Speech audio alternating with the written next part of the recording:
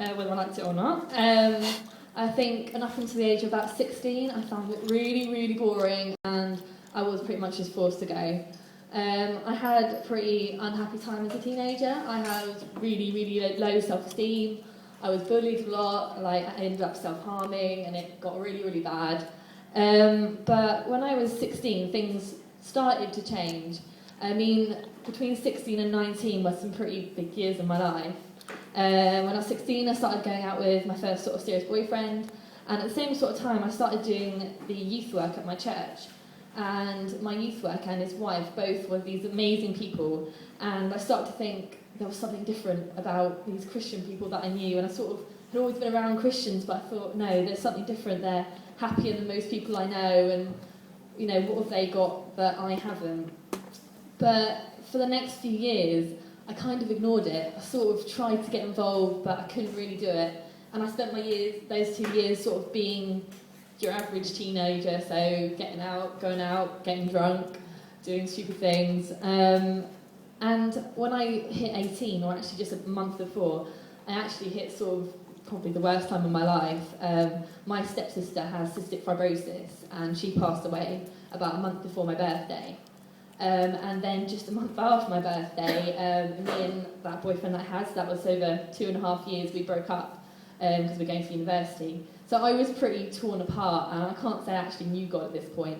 So I had a really, really hard time. And I went to university thinking, you know what, I'm going to try and get involved in CU. I'm going to try and go to church and, you know, see what that's like. And you think that maybe where it ends, but it's not, unfortunately. I had a really hard year. My first year of university was really hard because me and my boyfriend actually got back together, and I had this massive struggle between him and God, and I felt like I couldn't choose. It felt like things were tearing me in opposite directions. Our relationship got really horrible, really destructive, really unhealthy, and I just remember thinking, God, you know what? I can't be bothered. I want to give up with you because you're what's making this hard, not him. And I just remember thinking, just save me, because I don't know what I'm going to do anymore, and if I keep going like this, I think I'm just going to give up on you. And at the end of my first year, me and my boyfriend broke up, and I remember I was at home, and I was devastated. That's the second time it happened, and I just remember being in floods of tears, and I went to see my brother was in the other room, and I just went and I just told him, and he just sat there, and he hugged me, and he prayed with me for a few hours, and we just sat there all night. And I remember feeling this really overwhelming sense of peace that I've never felt before. And I woke up the next day and I was joyful.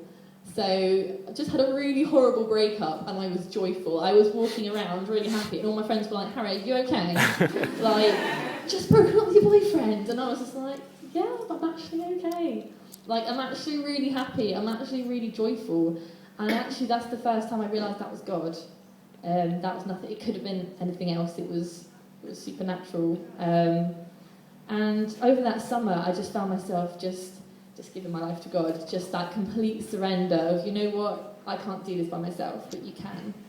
I've spent my teenage years feeling really condemned and really awful about myself. And actually, at that point, I began to know Jesus, and I began to know a relationship.